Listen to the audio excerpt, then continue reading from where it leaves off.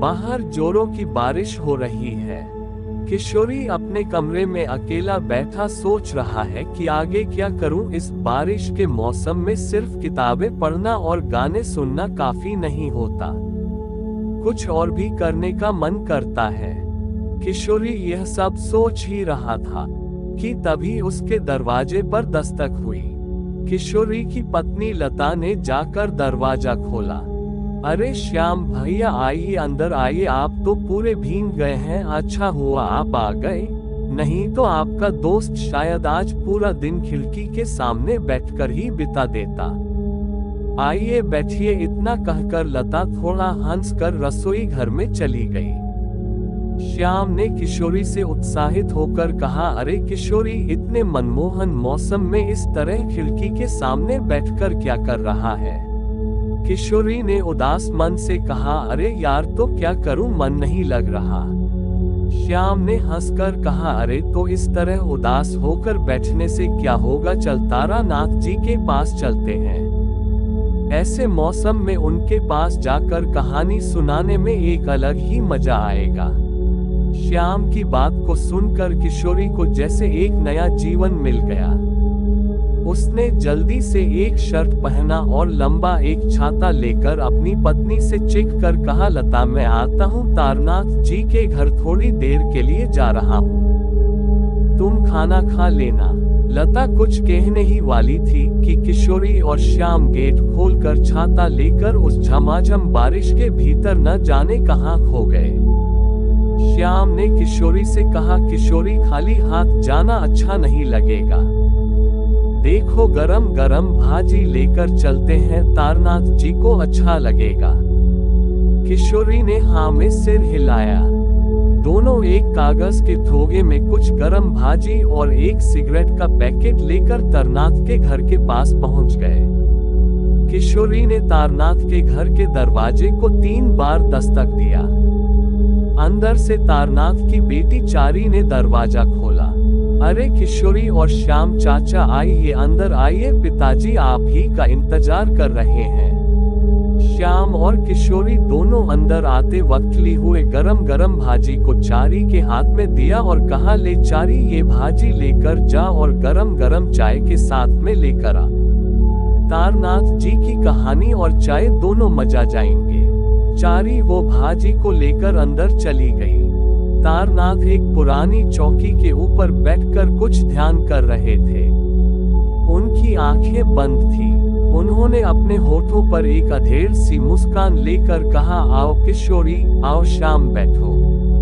मुझे पता था कि तुम दोनों आने वाले हो, इसलिए मैंने पहले से ही चारी को बोलकर चाय चढ़ावा दिया है। श्याम ने आश्चर्य होकर कहा, क्या आपको पता था, लेकिन कैसे? तारनाथ ने थोड़ा हंसकर कहा, मैंने कहा था ना तुमसे, मधु सुंदरी माँ की दया से मेरे पास ऐसी कई शक्तियां हैं जिससे मैं भूत, वर्तमान और भविष्य दोनों जान सकता हूँ। हाँ, मेरे ही कुछ अकृत्य के कारण मैंने कुछ शक्ति को खो दिया है, लेकिन उसके बाद से मैं संभल चुका हूँ। छोड़ो ये सब बातें, कहो आज कौन सी घटना के बारे में सुनना चाहते हो? किशोरी ने सिगरेट को अपने पॉकेट से निकाला और फिर तारनाथ को वह सिगरेट का पैकेट थमाकर थोड़ा इट लेते हुए कहा, कोई भी कहानी सुनाए। किशोरी की यह बात सुनकर तारनाथ को थोड़ा गुस्सा आया। उन्होंने सिगरेट के पैकेट से एक सिगरेट निकाला और माचिस जलाई और फिर सिगरेट को सुलगाते हुए धुएं का छल्ला बनाते हुए कहा, मैंने तुम लोगों से पहले भी कहा है, मैंने जो भी आज तक तुम लोगों को सुनाया है वह कहानी नहीं है, मेरे साथ घटी हुई सत्य घटना है। श्याम किशोरी की तरफ बड़ी बड़ी आंखें करके घूरने लगा। फिर श्याम ने तारनाथ जी की तरफ देखते हुए कहा, नहीं नहीं, किशोरी का वह मतलब नहीं था। आप तो जानते ही हैं कि किशोरी का स्वभाव कैसा है, कुछ भी अनाप शनाप कहता रहता है। आप अपने साथ हुए कोई भी अनुभव को बता सकते हैं, हम आप पर विश्वास करते हैं। इतना कहते ही चारी चाय और भाजी एक प्लेट में लेकर आ गई। चाय पीते पीते तारनाथ ने कहना शुरू किया, तुम लोग तो जानते ही हो कि मैं कभी एक जगह नहीं ठहरता था। उस समय मेरी उम्र भी करीब 25 से 30 के अंदर थी। शरीर का कद काठी भी ठीक ठाक था। उस समय मैं ऐसी कहीं एक जगह से दूसरी जगह घूम रहा था, अपनी साधना को और भी दृढ़ करने के लिए। घूमते घूमते मैं एक गांव में जा पहुंचा। बहुत दिनों तक घूमने के कारण मैं काफी थक गया था। इधर उधर देखा तो मुझे दूर दूर तक कोई भी दिखाई नहीं दिया। मुझे बहुत अजीब लगा, गांव तो है और अच्छा खासा काफी बड़ा गांव है, लेकिन गांव में एक भी इंसान नहीं दिख रहा है। मैंने ज्यादा नहीं सोचा, सामने एक बड़ा सा बरगद का पेड़ था, वहीं पर थोड़ा विश्राम करने के लिए सोचा। अपना झोला को एक तरफ रखकर उसके ऊपर सिर रखकर सोने की कोशिश करने लगा। उस समय दोपहर का समय था। भूख लगने के कारण नींद भी नहीं आ रही थी, लेकिन थकावट के कारण न जाने कब आंख लग गई और मैं निद्रा में लीन हो गया। तभी कहीं से एक चूहों की चीखने की आवाज मेरे कानों में आकर टकराए। चीख सुनकर मेरी नींद टूट गई। मैं हड़बड़ाकर उठ गया और इधर उधर देखने लगा। चारों तरफ देखने के बाद मुझे कोई भी दिखाई नहीं दिया। मैंने सोचा शायद यह मेरा कोई भ्रम है। मैं फिर से सोने की कोशिश करने लगा, लेकिन तभी अचानक एक औरत मेरे पैर के नीचे आकर बैठ गई और फुफकार रोने लगी।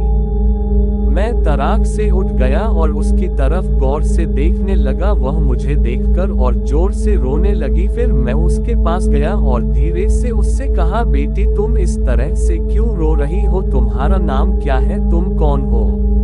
वह मेरी तरफ गौर से देखने लगी, लेकिन सिर्फ रो रही थी, कुछ भी नहीं कहा। शायद वह बहुत डरी हुई थी।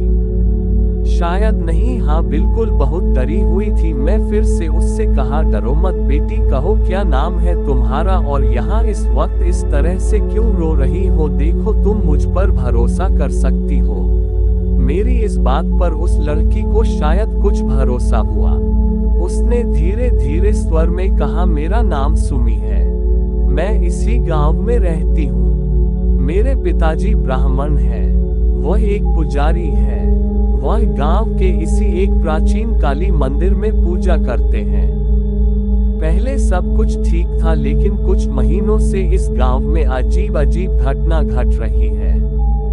और लड़की ने रोते हुए कहा, और इस गांव के लोग इस गांव में घटित सारी घटना का जिम्मेवार मुझे मानते हैं, लेकिन मेरी बात मानिए, मैंने कुछ नहीं किया है।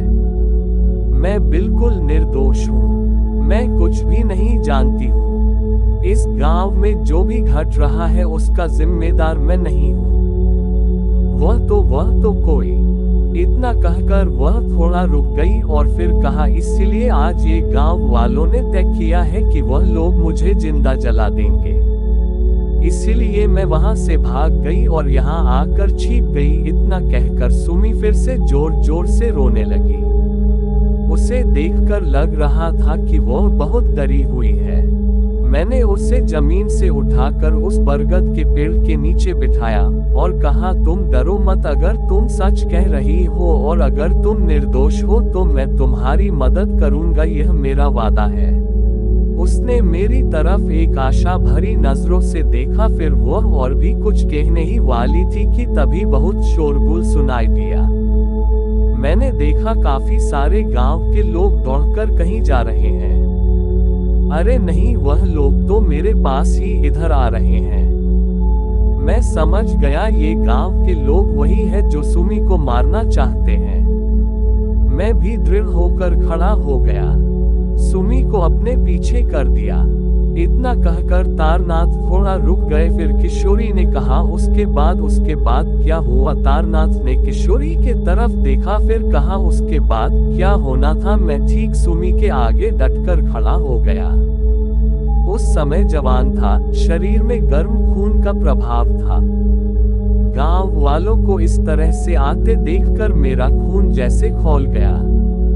सारे गांव वाले मेरे सामने आकर खड़ा हो गए और मेरे तरफ अपनी आंखों को बड़ी बड़ी करके देखने लगे। उनमें से कुछ लोगों के हाथों में लाठी थी और कुछ लोगों के हाथों में मशाल। दिन में मशाले लेकर क्यों घूम रहे थे, ये बात मुझे खटक रही थी। बाद में गहन हुआ कि शायद इसी मशाल के आग से ये लड़की सुमी को जलाने की इरादे से लिए हुए हैं। मेरी आंखें भी गुस्से से लाल हो रही थी। एक अबला नारी के ऊपर ऐसा अत्याचार मैं कैसे सहन कर सकता था। इसीलिए मैं भी उन गांव वालों के सामने डटकर खड़ा हो गया। उन गांव वालों में से एक बूढ़ा आदमी हाथ में लाठी लेकर उसे वीर के अंदर से लड़खड़ाते हुए बाहर आया। वह बहुत ही बुजुर्ग आदमी था। उन्होंने अपने कांपते हुए गले से कहा, बेटा तुम वहां से हट जाओ, तुम्हें नहीं पता कि वह कौन है। तुम हम गांव वालों के बीच मत आओ, वरना परिणाम अच्छा नहीं होगा। मैं उनकी तरफ भारी श्रद्धा पूर्वक देखकर बोला, बाबा मैं नहीं जानता कि आप लोग इस लड़की को क्यों मारना चाहते हैं, लेकिन मैं इतना जानता हूँ कि इस वक्त इस लड़की को मेरी आवश्यकता है और यह मेरी शरण में आए है। इसीलिए इसकी सुरक्षा मेरा सिर्फ कर्तव्य ही नहीं, धर्म भी है। वह बुजुर्ग बाबा धीरे धीरे अपने लाठी पकड़कर मेरे सामने आकर खड़ा हो गए और फिर मेरी तरफ एकटक देखने लगे और अपनी कांपते हुई आवाज में उन्होंने फिर से कहा, बेटा मुझे यह नहीं पता कि तुम कौन हो, लेकिन एक बात मैं तुम्हें बता देना चाहता हूँ कि अगर तुम इसकी रक्षा करने की कोशिश करोगे तो तुम भी मारे जाओगे। मैंने भी दृढ़ संकल्प लिया था और उस लड़की सुमी को भी वचन दिया था। इसीलिए मैं भी दृढ़ से खड़ा होकर उनकी आंखों में आंखें मिलाकर कहा, लेकिन बाबा मैंने भी संकल्प लिया है कि मैं इस लड़की का रक्षण करूंगा। वह बुजुर्ग आदमी थोड़ी देर मेरी तरफ देखा और फिर गंभीर स्वर में कहा, तुम नहीं जानते बेटा इस गांव में कई महीनों से क्या घटित हो रहा है। मैं इस गांव का मुखिया हूँ, मेरा नाम हरिहरन चट्टोपाध्याय है। हमारा ये गांव पहले हरा भरा और कुशलता से भरा हुआ था, लेकिन कुछ महीनों से यह गांव बिल्कुल बदल गया। अब यहाँ अकाल और मृत्यु का तांडव होता है। हर रात हम यही सोचकर सोते हैं कि पता नहीं आज किसकी बारी है। और जब हमें पता चला कि यह सब ये लड़की ब्राह्मण की बेटी कर रही है, तब से हम लोग इसका पीछा कर रहे हैं। इसीलिए बेटा तुम हट जाओ, हमारे मामले में मत पड़ो, हमें इस लड़की को सौंप दो।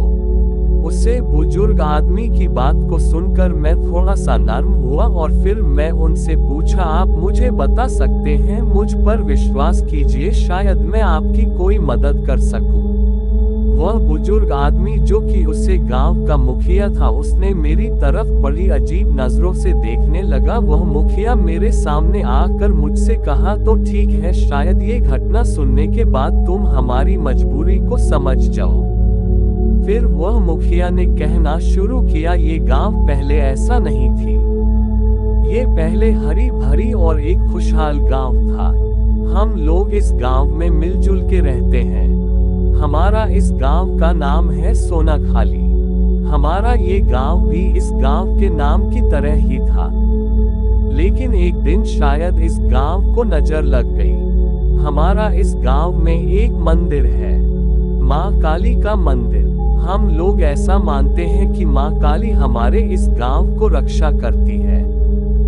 दरअसल ये काली मंदिर कई सालों पुरानी है। मंदिर की रक्षा कई सालों से इस मंदिर के पुजारी करते आ रहे हैं, और इस मंदिर का पुजारी वही हो सकता है जिसका वंशज इस मंदिर में सालों से पूजा करते आ रहे हैं। और अभी इस मंदिर का पुजारी इसी लड़की का पिताजी थे। मैंने उस वक्त मुखिया को रोका और उनसे आश्चर्य होकर पूछा था कि क्या मतलब है, क्या वह अभी नहीं है?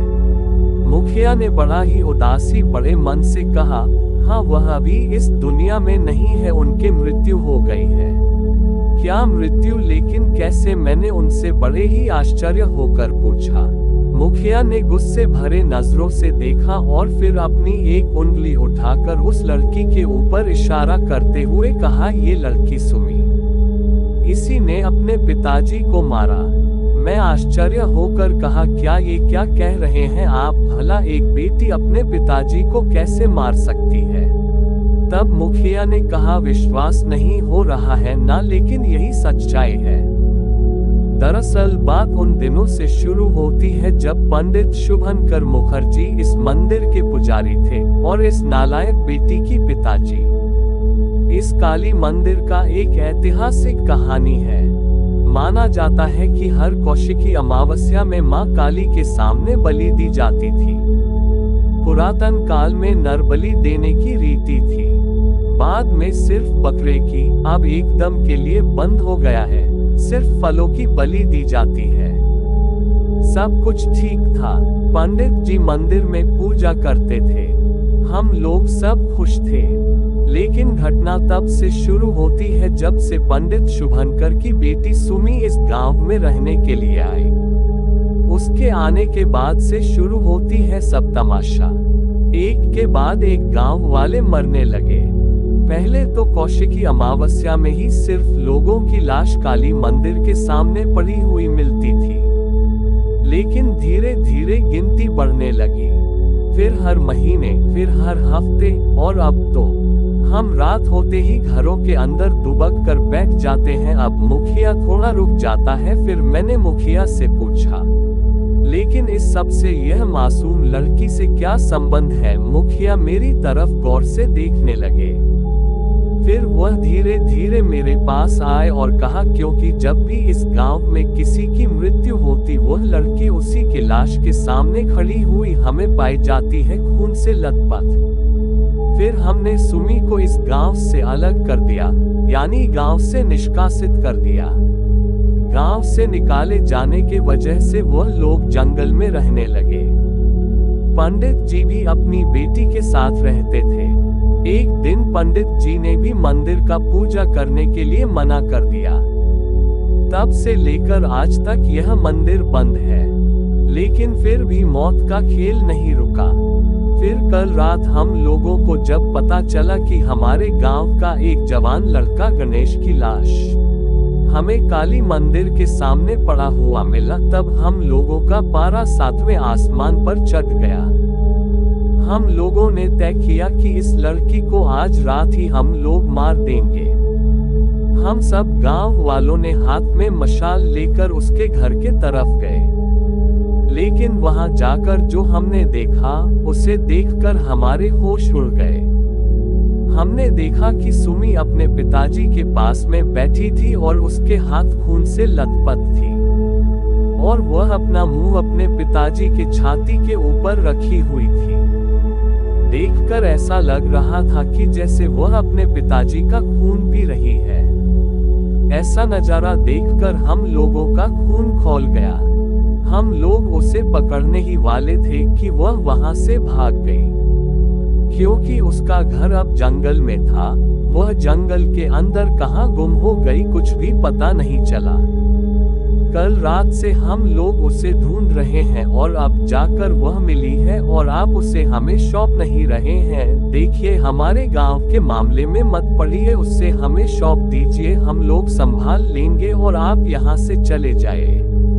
जैसे ही मुखिया की बात खत्म हुई, वह लड़की तराक से मेरे पीछे से आगे आ गई और जोर गले से कहने लगी, मैं ये सब नहीं कर रही हूँ, मैंने किसी को नहीं मारा, मैंने अपने पिताजी को भी नहीं मारा।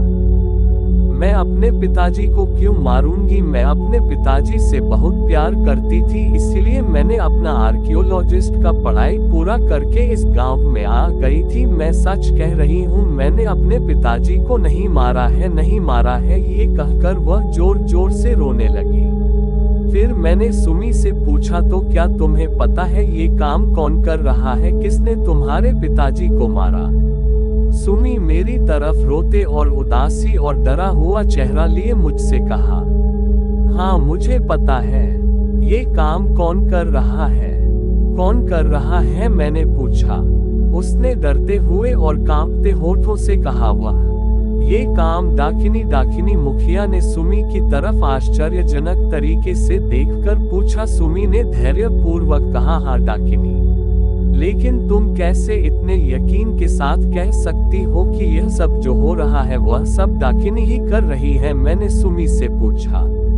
तब सुमी ने अपनी आप बीती बताना शुरू किया। बात उन दिनों से शुरू होती है जब मैं इस गांव में पहला कदम रखा था। आर्कियोलॉजिस्ट का पढ़ाई खत्म करने के बाद मैंने फैसला किया कि मैं आगे का जीवन अपने पिताजी के साथ और इस गांव में बिताऊंगी।